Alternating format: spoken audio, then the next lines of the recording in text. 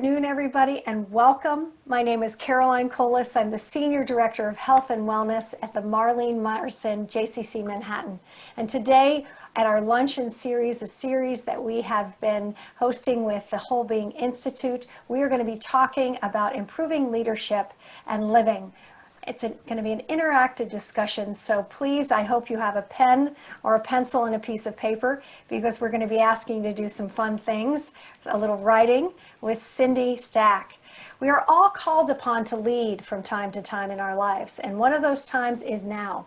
In this conversation, life and leadership coach Cindy Stack will talk about the daily habits that make successful and satisfied leaders, whatever the circumstances, and how we can build these habits through self-awareness and reflections on the choices we make in daily life. She will share a simple model for the process of change: aware, explore, and apply. This will be an interactive session, and we will learn as we go. Now, a little bit about Cindy. She is a certified life and leadership coach. Her goal is to guide leaders to change and adapt daily habits that can make an impact on their productivity and overall satisfaction level. Through workshops and one-on-one coaching, she teaches leaders how to use tools that increase reflection and focus on the choices that they make. With a degree in economics and a career in human resources, she is a current student at Lesley University, Graduate Studies of Mindfulness. Cindy is a member of the Forbes Coaches Council, where she regularly participates in expert panels and where you can read her most recent article, How to Become a Whole Life Leader. Welcome to the call, Cindy. Thank you so much for joining us. Well, I'm really excited to be here today, and I've been following along with your Lunch and Learn programs, and I'm learning a lot, and I'm really admire the JCC and what you're doing and what the Whole Being Institute is offering.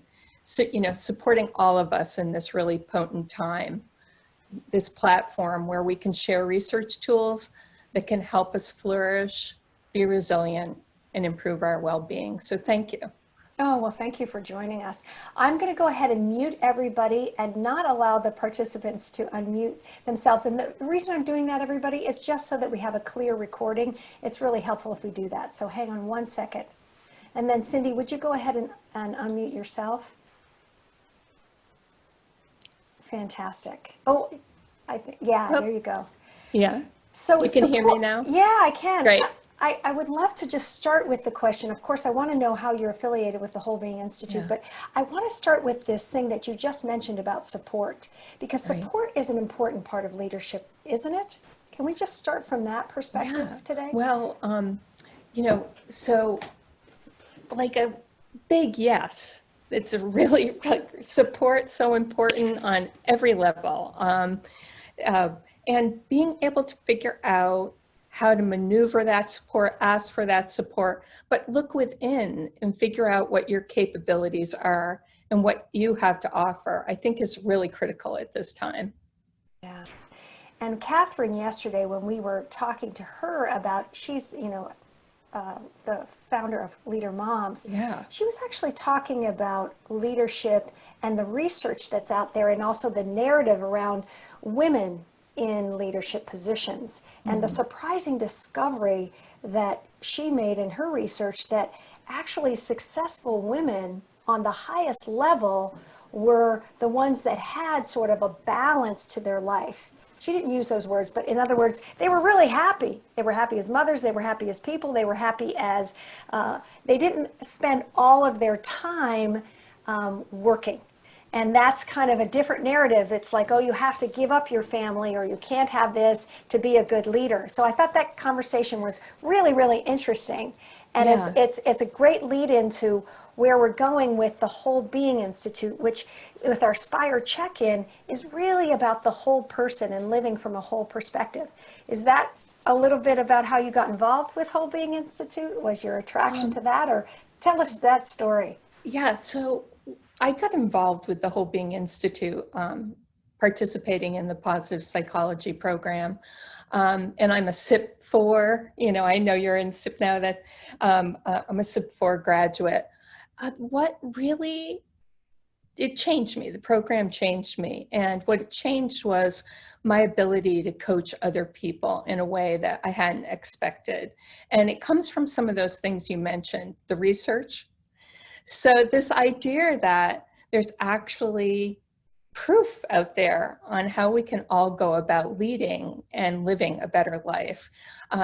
That, I went through coaches training, I had all kinds of certifications, but putting this lens on, becoming aware of, for example, my VS strengths of love of learning and perspective, and how important they are in my daily life and in my work. So yeah, I mean, the Whole Being Institute, without turning into an ad for the Whole Being Institute, I'm actually taking a program right now that Megan is teaching on living leadership, and I'm learning more. So this idea that I coach leaders is really important, but also this idea that I can keep going back to the Whole Being Institute, learning more about research, learning ways to apply that research into my life and others.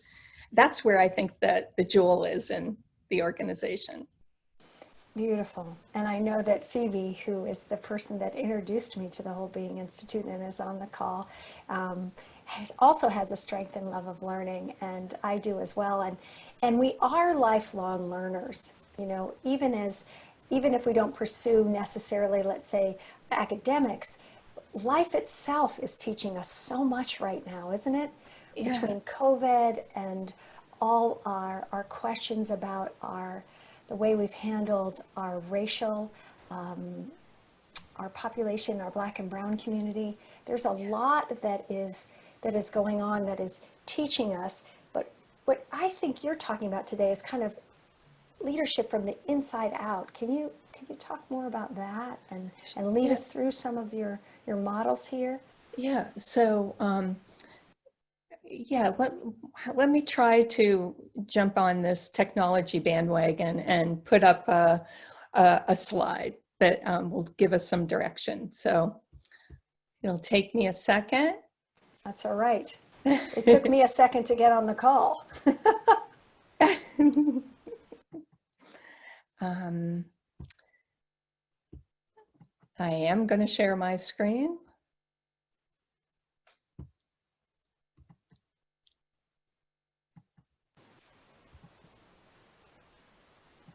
And just so everybody knows, we did practice this, and Cindy has a new computer. So in addition to Zoom being new and a new computer, we're really being asked to be quite agile in our lives these days.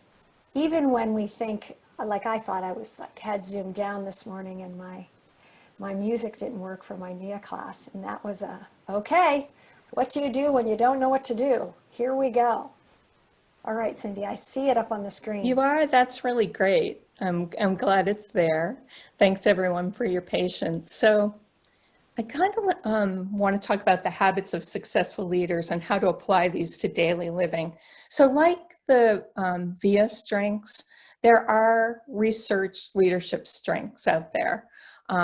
And the leadership strengths that I want to share with you have come from the Leadership Circle organization, where they have a database where they've surveyed through assessments thousands and thousands of leaders. And in 2019, they came out with this book about scaling leadership and how to grow these strengths. When we talk about leadership strengths, we probably have a certain perspective of what they are. But they found during this research that actually there's a most important habit. And during the rest of the work that we're going to do today, I just hope people will use this simple model to examine and try to be aware of what their leadership strengths might be, to explore how you might be able to use these right now in this really difficult time. And after the call, maybe in one way, apply what you may have discovered or learned or refreshed your point of view on leadership going forward. I kind of want to step back just a second and share with you some of the things that I'm hearing from my clients in coaching these days. I'm coaching leaders who are all, different types of leaders and different types of avenues. And they're all working through this murkiness right now of, an extra challenge that COVID's bringing or other things in our lives are bringing to us right now.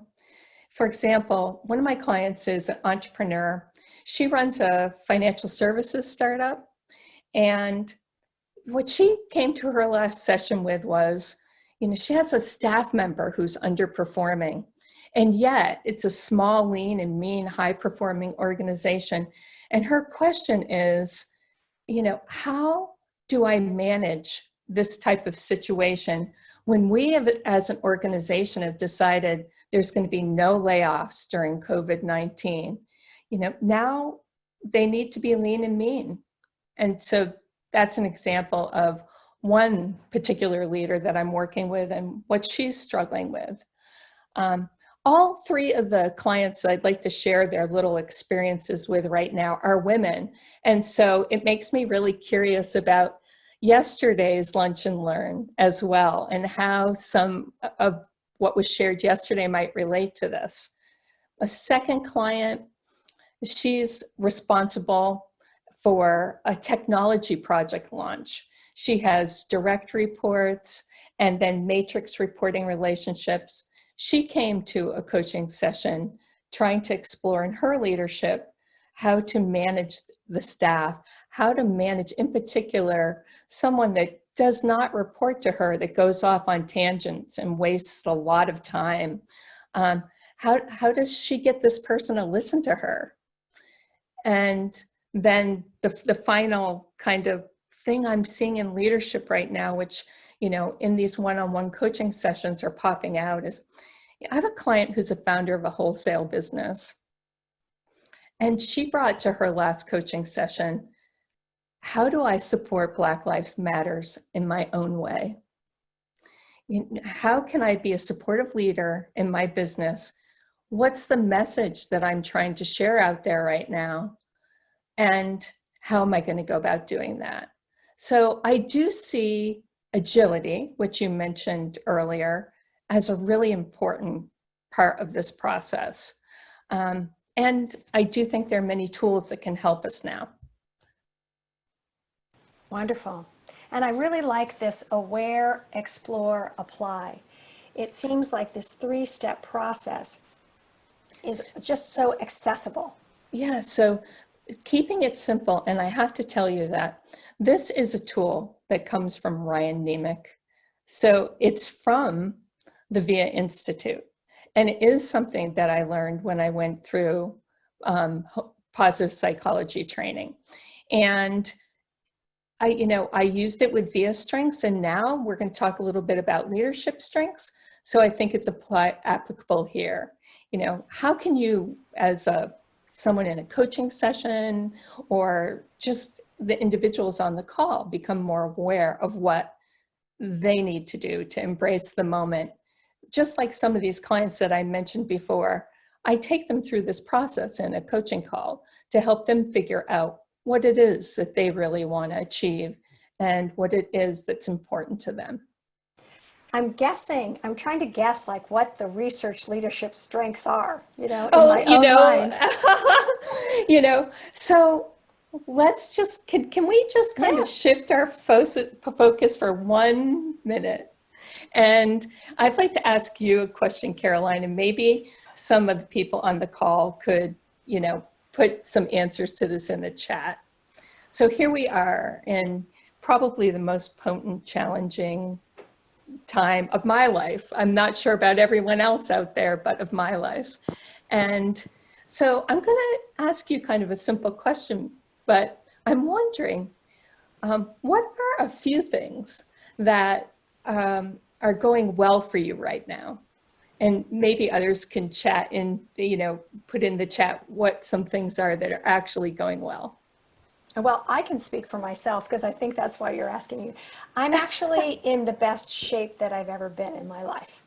I'm making sure that I've made a real commitment. I think Tal Ben Shahar, when we talked with him, he was saying that he's actually increased his exercise, and that's something that I did. And I also just made a commitment not to have sugar or any alcohol at all during this time. So I haven't had any of that during this time. And what I found is that it is helped my clarity, and also when I push through a particularly challenging workout, or like this morning when I had a challenge, because I have the strength of my body behind me, the clarity of my mind from eating well and actually keeping physically active, that's helping a lot. So that's going well. Yeah, so for me too, there are certain things going really well. For some crazy reason, I'm sleeping better, and to kind of grab onto these things that are going well, I think are really important. And in the chat, we have keeping to a schedule, journaling, and my gratitude practice is going well. I'm cooking more. I have quality time with my family. My regular yoga practice, routines that add positive things in my life are exercise more than before, and meditation, sleeping more and often and better. Someone else said that too. My health, but not doing well with my diet. Yeah, self-care and time management, taking more courses and learning a lot online, taking advantage of so many JCC, great classes at the JCC, utilizing my strengths of creativity, my love of learning, and kindness to manage through these times. Beautiful. Thank you, everyone. Yeah, and I really appreciate that. This is going to lead us to the list of leadership skills that are important. And guess what?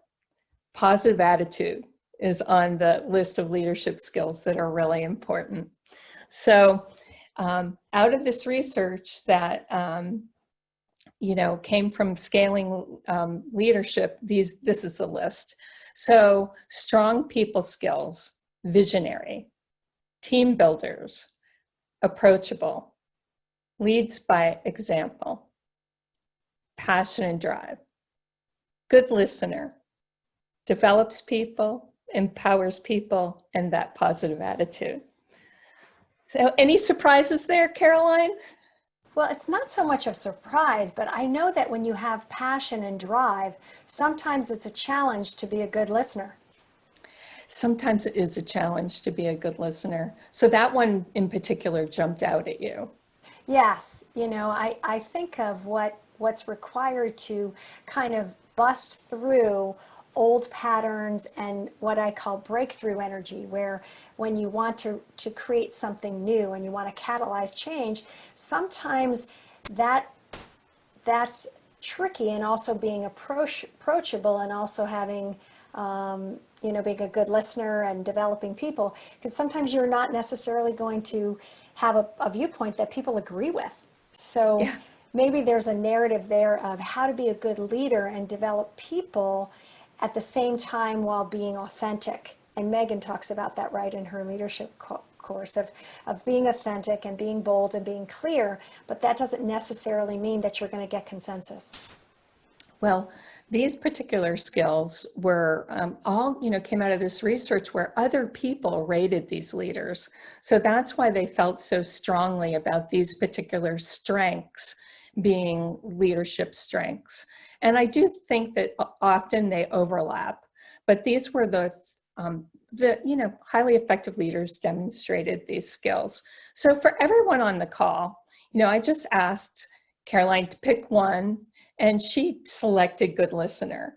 Now, when I look at this list right now, visionary is calling to me. It's been calling to me for a couple weeks, and I know I need to keep working on this one.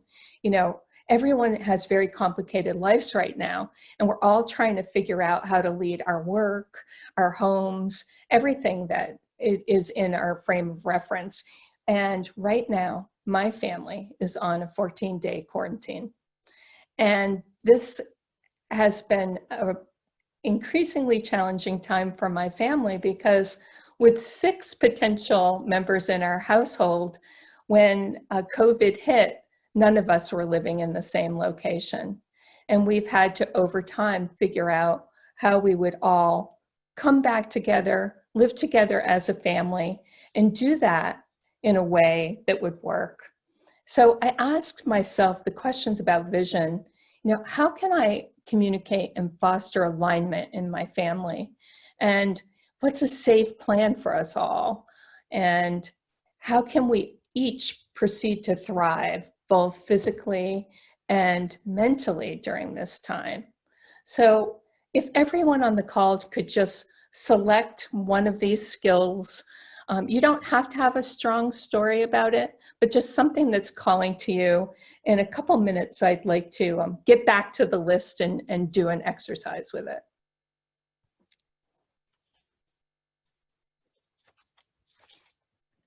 So with all this research, and when they were looking at all the information they actually had a surprising conclusion or a surprising discovery, which they found that while these skills were very important, that none of it was really as important as the ability of the leader to reflect, to be aware of what's going on around them, but also to be self-aware. So reflection, and Bob Anderson, I have a quote there by him: to improve in our leadership and other aspects in our personal and business lives, we need to receive feedback, understand what it tells us, and then use the information to take action. Reflection provides us with powerful feedback that we can't receive anywhere else and enables us to become better leaders. Beautiful. It's a great quote. Well, it's a great quote. And so now what they found was even more specific than this quote implies. What they found was that these top leaders, so the best leaders that were doing all of using all their strengths from the slide before, actually reflected in very specific ways. They reflected in the morning, getting ready for their day, and they reflected in the evening at the end of their days, kind of bookends. And they developed this as a habit. And it wasn't something that they did, it became a habit, a daily event for them. And that's, one of the big discoveries from all of this research. So, how do we go about building self-awareness?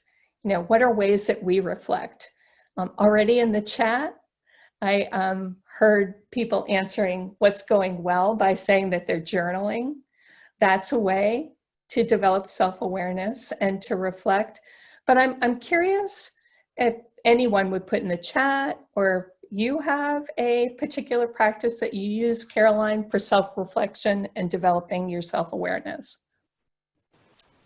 Yeah, I think that what I'm doing is I have a daily design that I do, something where I set up my day, and then at the next day I reflect on whether I accomplished that or I lived into that state. So in other words, it's not a daily design like a to-do list. It's actually I write it as in the past tense, as if it has already happened.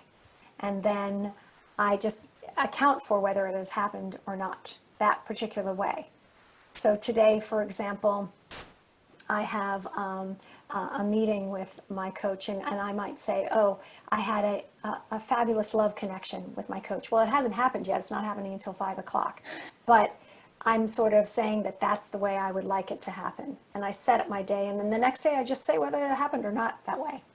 Yeah, I really hear the positive attitude in there too. So I'm starting to see your leadership strengths as you're just talking about your practice of how you go about, reflecting and building your self-awareness.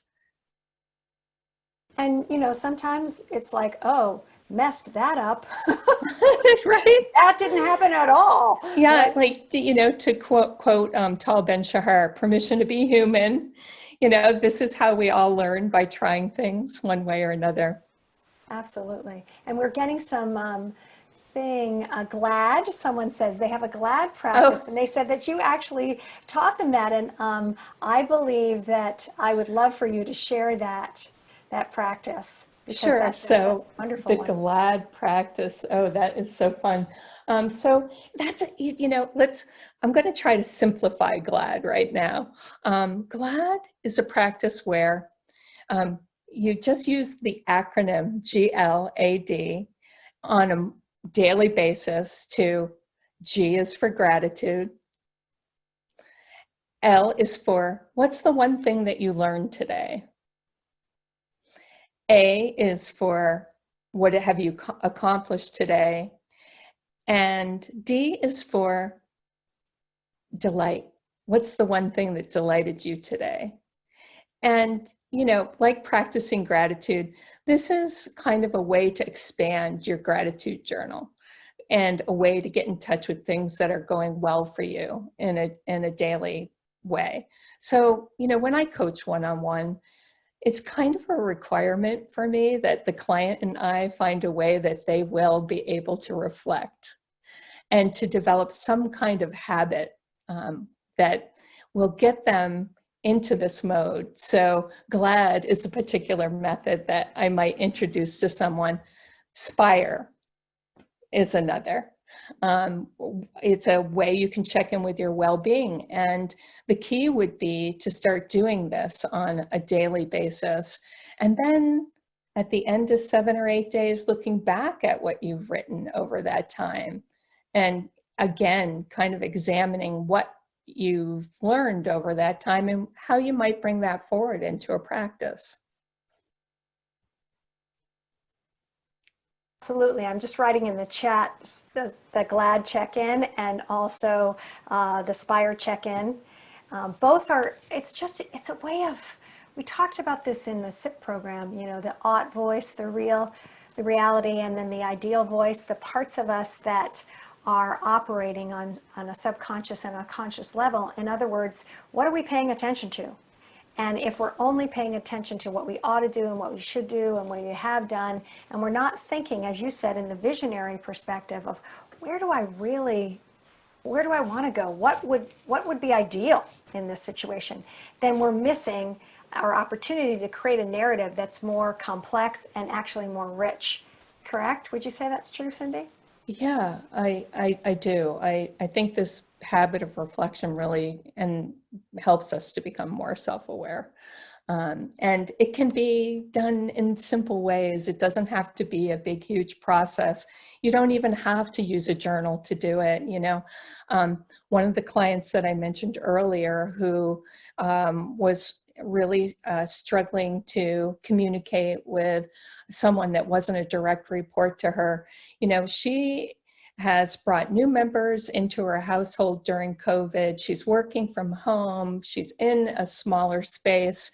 And all she can manage with reflection is that when she brushes her teeth twice a day, she's going to do a survey of what's going well and what's helping her. And other people that I've coached will, in the days when we used to drive from work to get home and work wasn't located in our homes, she would take that time in the car to reflect on what went well and how she was going to transition into the next phase of her day. So there are many ways to go about it. I've listed a few here.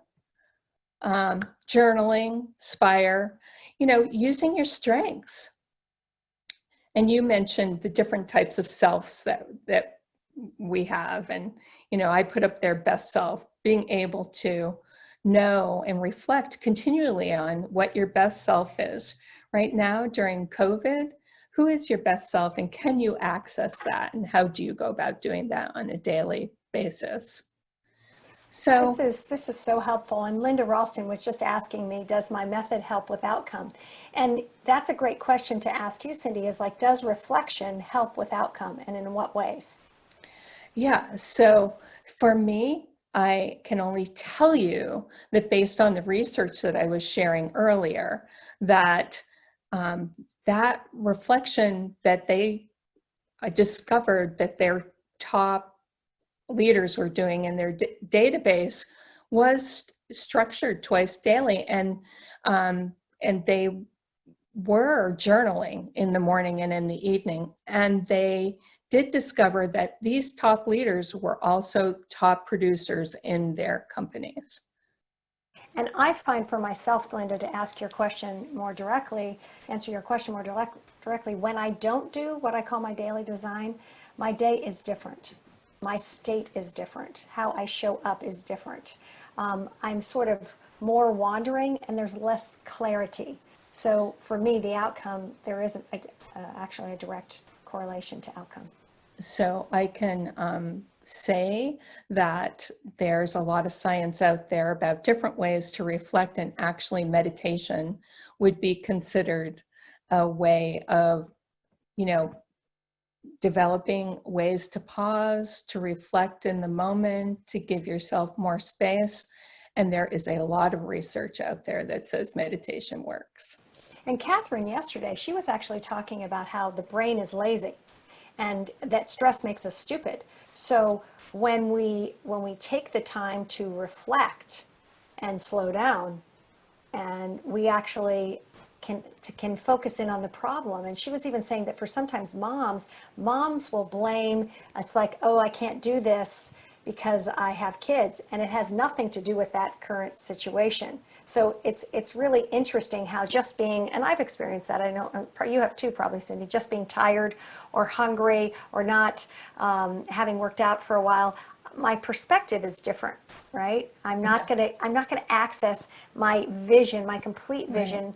I'm gonna go to the, as she calls it, the brain being lazy. I'm gonna go to the quick fix or the quick narrative or the quick conclusion rather than pausing for a moment and making a choice. It would seem to me that leaders are able to pause and make some different choices versus be reactive. Well, the more you know about yourself, the more able you are to choose. So being able to identify when you describe being under stress or that feeling of dysregulation, neuroscience actually shows us that our peripheral vision starts to shut down, that when we're under stress, we can't see as broadly just because of what's happening to us biologically.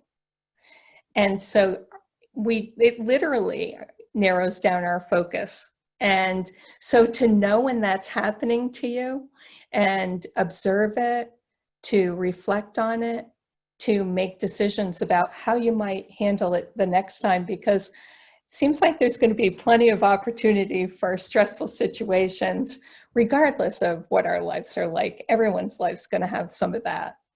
Right, and Alan Brown was talking about it. When we get knocked off the horse, in other words, we get stimulated, we learn something. It could be even for some of us on this call, being furloughed, or someone tells us something that we're shocked, getting a diagnosis.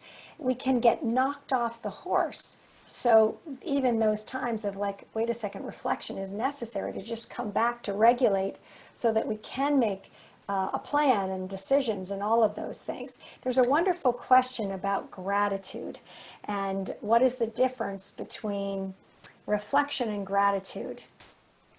Yeah, I think that's a really good question. Something that I need to reflect on, actually. So, the science on gratitude is that the more you practice gratitude, the more positive over time you're going to feel. And the more that, the more gratitude becomes a habit, the more you're going to appreciate what's going on around you. So I would say that gratitude really is a reflective process, a process of becoming more self-aware about what you are grateful for, what is good in your life. We all have that negativity bias. I'm sure that many on the call have heard about that, where our brains go to what's not working first before they go to what is going well. And that's one reason why gratitude is so helpful to us. It helps us shift to, what is working in our lives, and reflecting on that will just increase our ability to appreciate more. Yeah, beautiful. And Elaine Goldstein offered the acronym HALT: hungry, angry, lonely, tired, right? Yeah. Whenever we're in those places, that's a good time to pause. Yeah, it's a good time to try to figure out what the thing is that you need to do in that moment so that you can be present, right? Because that's what's happening is when we're under stress, we're also not as able to be present. And what Catherine was talking about yesterday too, about like, she said, maybe it's the wrong question. It's other words, what is the need, right? And that's kind of what I hear you saying here with the HALT. What is the need that needs to be met? And when I reflect as a leader, I'm going to say, wait a second, not only where are we going, right? But what is the need here of the Yeah. team, or what do we need to make that happen so that people will go with them, I would think. Yeah. Yeah. So there is a way that we can uh, build awareness. And one little exercise we could do here today, if we still have time to do a little exercise. I'm checking in with you, Caroline, to see, should we go ahead and try something or? Well, it's 12:40, and I know you had that other practice you wanted to do, and I'm not sure how many more slides you have, so you have to tell me. It's actually the next slide. So, Oh, fantastic. Let's do it. you know, earlier we were talking about the list of leadership strengths, and I asked everyone to kind of pick one that they kind of resonates with them, and so what I'd like to introduce you to is a way of exploring your awareness around one of these leadership skills, one of these strengths. So I'm going to ask everyone to take a look at something that I think is really beautiful. So this is from Doug Sellisby, and he's really a master coach that helps people to get in touch with different intelligences and ways to identify what's going on with them internally. This is, you can see the radio dial there in the middle. It's so, that radio dial is kind of a metaphor for where we place our attention, kind of our unconscious psychobiology. What I'd like to do with everyone right now is, based on that leadership skill that you picked, I'm actually going to take you through this model and ask you to see if you learn what you might learn by going through these different intellects. So, you know, change really happens in the present moment. So I'm going to start with this. And Well, hang on one second, Cindy. Why don't I write in the chat what those leadership, because the slide, some people might have gotten that and some people might have joined us. Can you just tell me what they are real quick? yeah, strong people skills, visionary. Hang on one second. Strong people skills. So you can choose from these, you guys. Strong people skills, okay. Visionary, Visionary. team builder, approachable, Okay, approachable, got that. leads by example, passion and drive, good listener, develops people, empowers people, and positive attitude.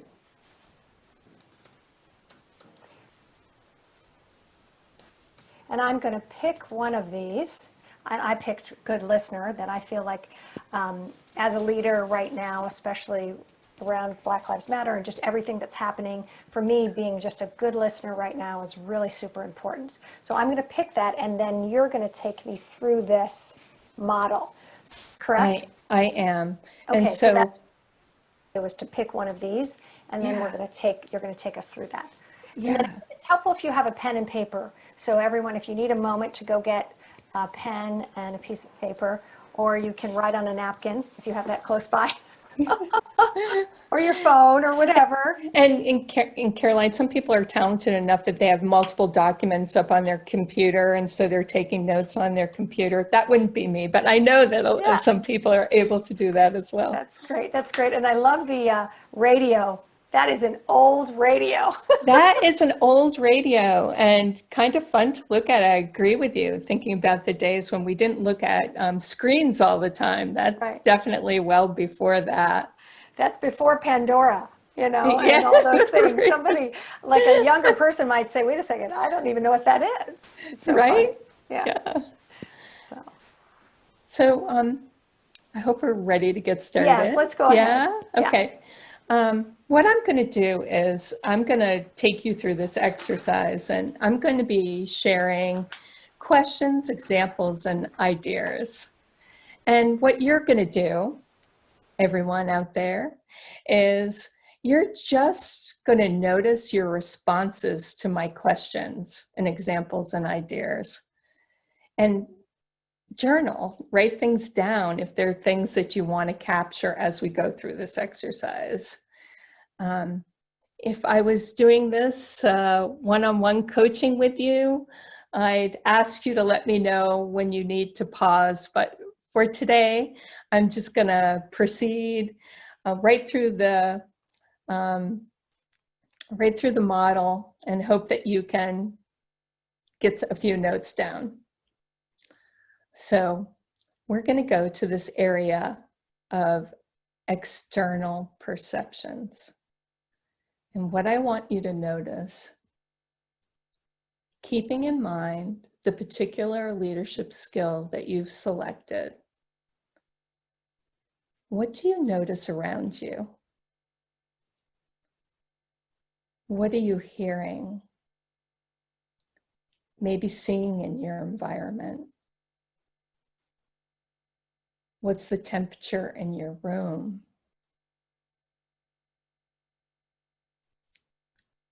Maybe you're noticing something about the clothing on your body and how that might feel. Maybe there's a particular taste in your mouth.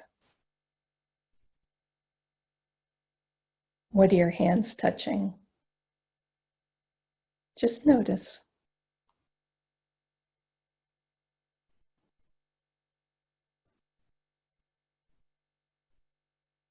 I'll give you just a few seconds to see if you can capture that.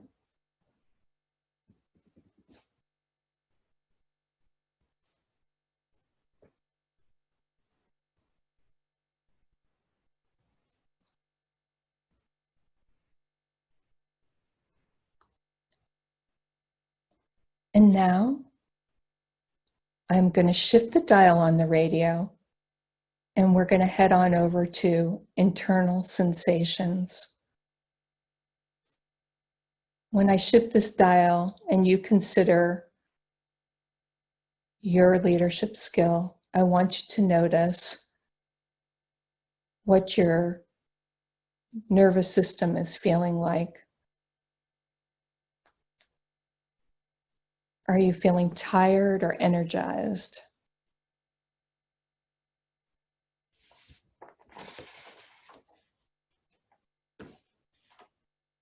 Is there any tension in your body? Maybe you're relaxed, or maybe there's a feeling that you have in your gut.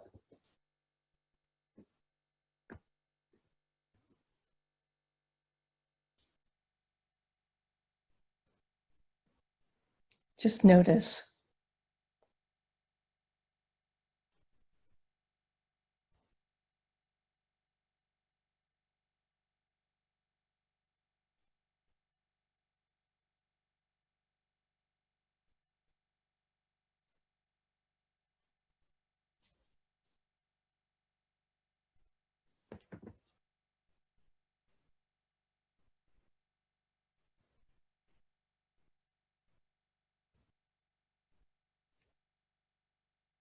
I'm going to switch the dial to language cognition. And here,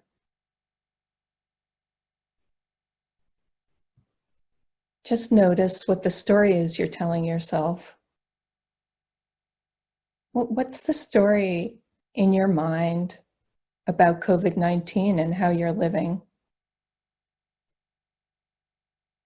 Notice if you have a story about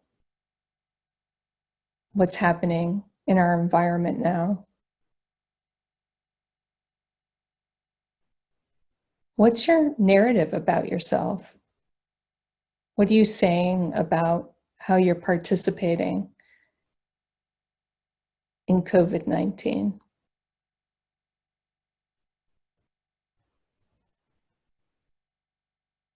With language, sometimes there's an inner critic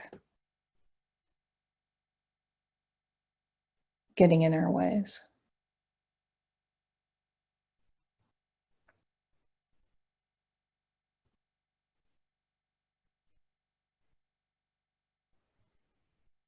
And if you're ready, I'll shift the dial now to emotions. Emotions are a really important piece for leaders to notice.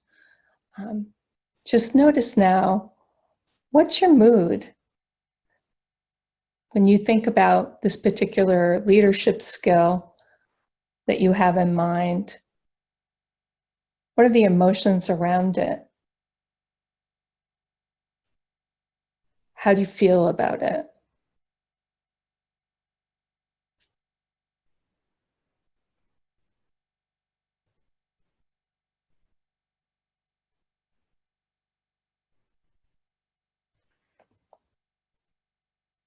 And one last shift of our radio dial to relational awareness. Now notice, where are you connected? Where are you really connected now? Where might you be feeling isolated? What's your relationship like with yourself, with the people that you're working with your family?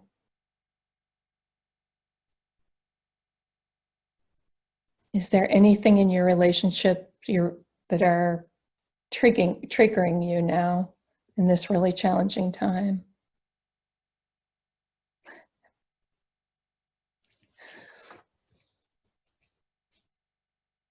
All right, so I've gone through the whole model. Now the question is for you to take a minute, and I can see that Caroline is smiling. So the question here, after going through this type of an awareness exercise, is what did you discover that might be new for you?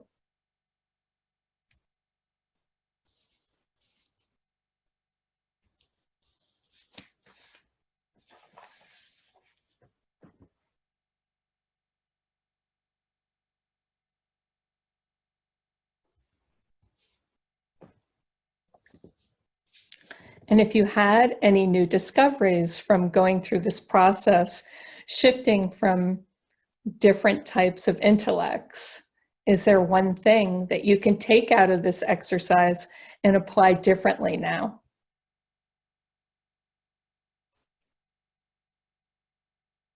To improve your well-being?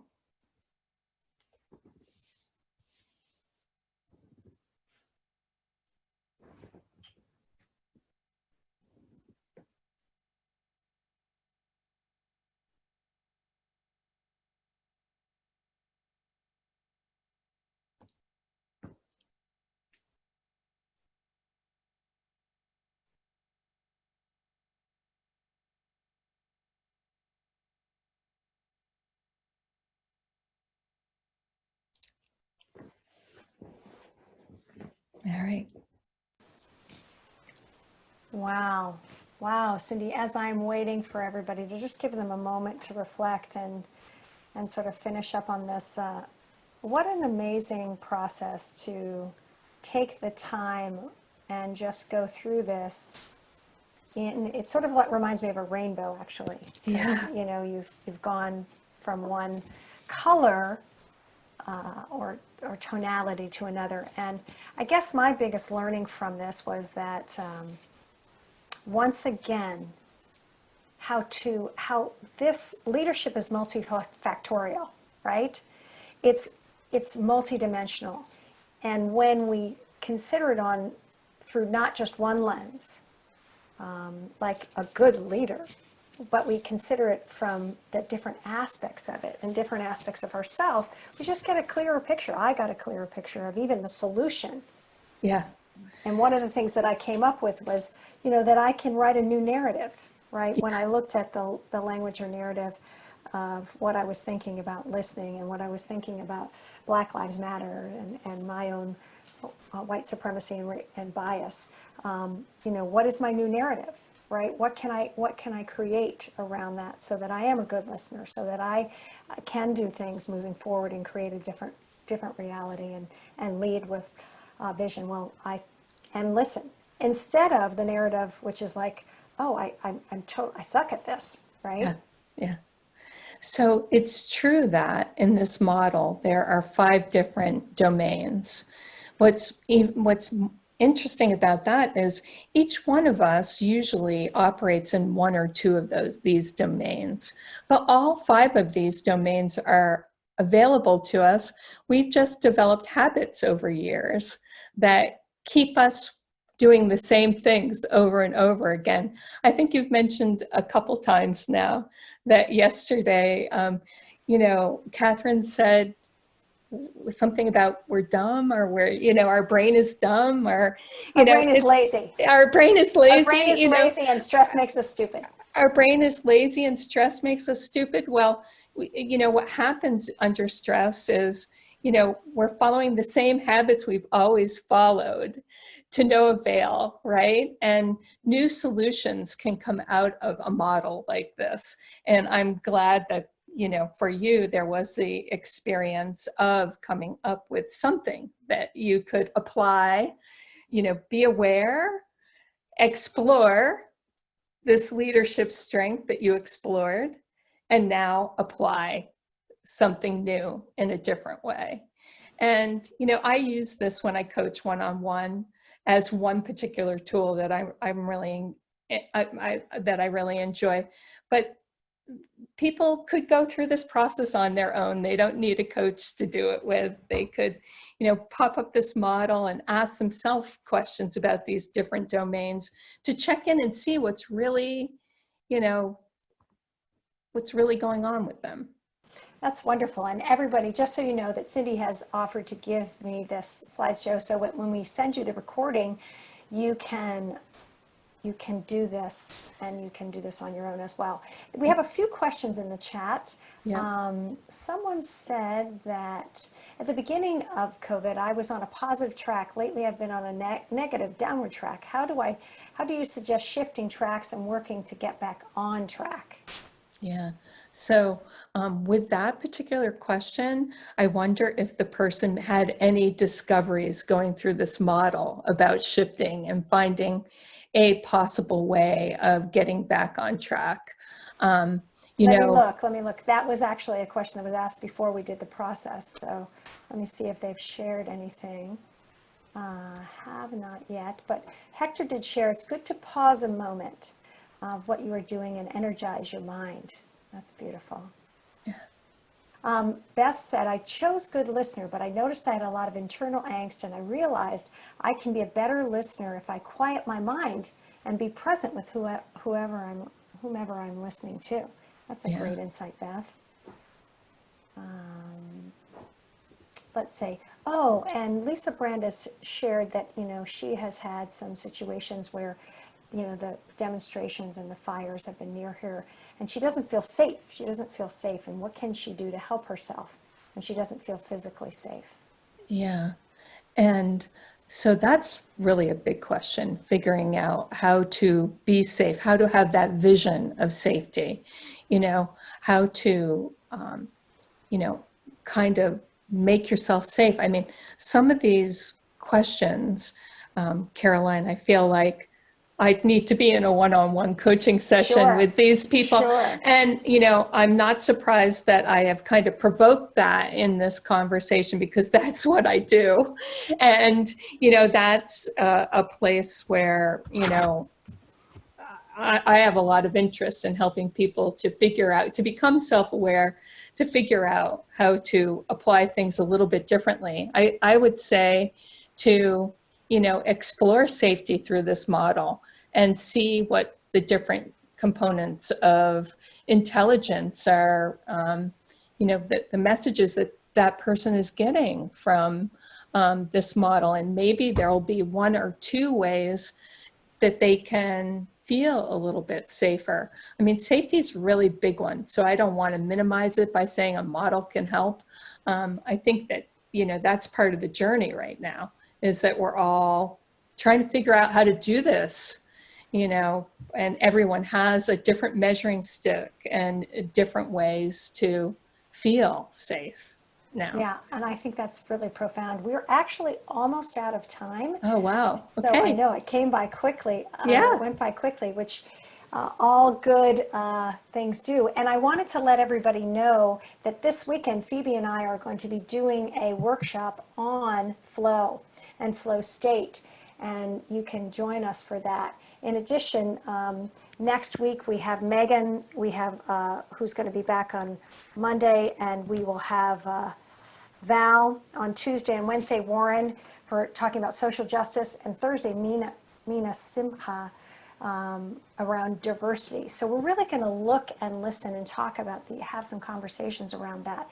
But Cindy, gosh, your work is just so beautiful, and it was so profound to talk about leadership in this way and to explore that from a strengths perspective, like what makes good leaders, what is that aspect that we're attracted to about leadership, how can we develop that in ourselves, because we all are leaders in our lives, whether we're leading an organization, we all are the CEO of our own life, aren't we? Yeah, definitely. And so this is directly applicable to that. Any last words that you wanted to finish or take us home with? I'm grateful for everyone participating today and for having a chance to go through this model with everyone. And to you, this has been really a pleasure. Thank you for making it all so easy. Well, you said at the beginning of the call, I've been watching a lot of the Lunch and Learn calls, and I feel like I know you, Caroline, although I'm meeting you for the first time. And I feel the same. After spending time with you, I just feel like I know you. And I think that perhaps that's your ability to connect with people. And I wonder, I mean, you said one of your top strengths is your love of learning, but you certainly have social intelligence and love and kindness up there. You must. I don't know, but I'm working on it all the time. That's just doing my best, day at a time. But thank you so much. Yes. And maybe sense of humor. Yes, that one I'll go with. I do like laughing, so. Well, and thank you for teaching us and for making this so accessible. Leadership sometimes feels like it's way out there. Yeah. You really brought it home, and you brought it home to the leadership that we each have within us. And everybody, thank you so much for joining us. Have an amazing weekend. We'll see you on Monday. Take good care of yourselves, and good luck in being the leader in your life. Yes. Thank you so much.